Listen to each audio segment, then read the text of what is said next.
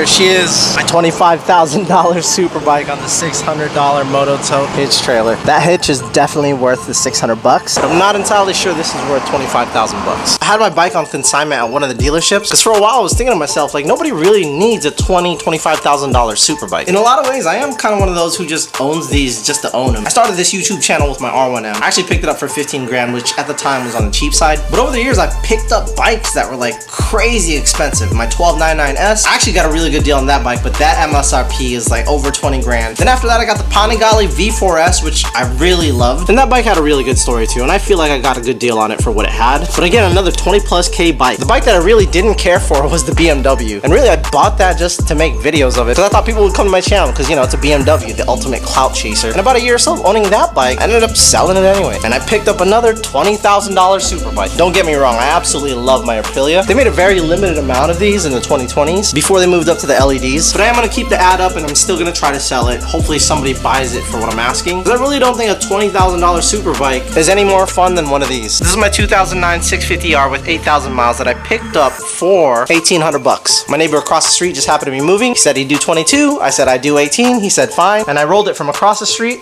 to right here. Runs fucking great. I love it. YouTubers like me don't fucking help either, man. We buy these crazy expensive bikes in exchange for followers or views, and all we ever do with them is go in a straight line. Or if you're like me, it sits in the garage and I just talk shit about them. I don't think I've even put 100 miles on my bike, and I've actually put way more miles on my Sur-On, because this thing's a fucking blast. I think the moral of the story is nobody needs a $20,000 Superbike, because it's not $20,000 more fun than a $6,000 or $7,000 Gixxer. The Gixxer is just less cool, and everybody's gonna call you a squid.